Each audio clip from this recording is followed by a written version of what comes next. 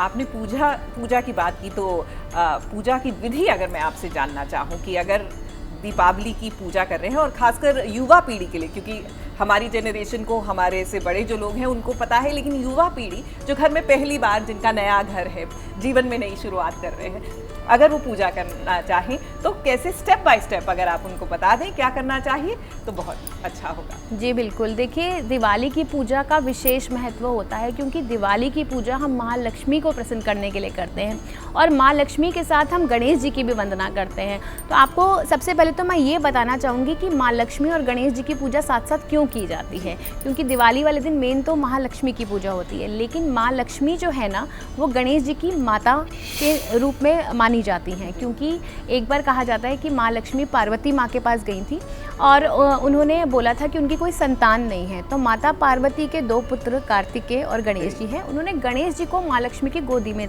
डाल दिया था कि आज से ये तुम्हारा पुत्र है।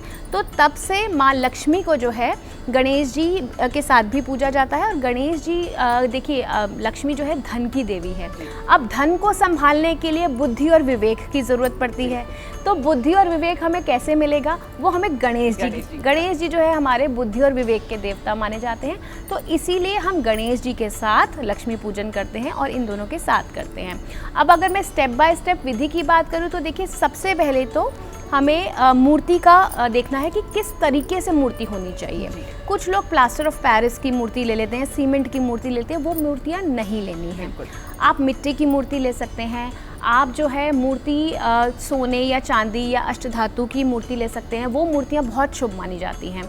और मूर्ति के कुछ नियम होते हैं। मूर्ति जब भी आप लें तो माँ लक्ष्मी जो होती है ना चंचला मानी जाती है, तो माँ लक्ष्मी की मूर्ति हमेशा बैठी हुई होनी चाहिए, खड़ी हुई माता लक्ष्मी की मूर्ति आपको नहीं लेनी है, ठीक है। और हमेशा देखिए कि माँ लक्ष्मी की मूर्ति कमल पे विराजमान हो, उनका एक हाथ जो है वो आशीर्वाद की मुद्रा में हो और एक हाथ में उनके कमल हो, ये मूर्ति बहुत शुभ मानी जाती है। और साथ ही जब आप गणेश जी की मूर्ति लेते हैं तो गणेश जी की जो सूंड है वो बाईं ओर मुड़ी होनी चाहिए और उसमें उनका जो वाहन है मूषक वो भी होना चाहिए और उनको मोदक बहुत पसंद है, तो मोदक भी होना बहुत अनिवार्य है।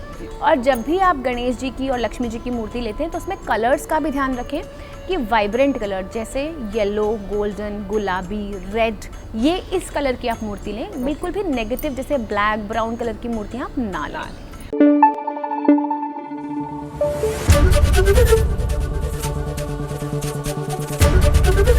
एबीपी न्यूज़ आपको रखे आगे।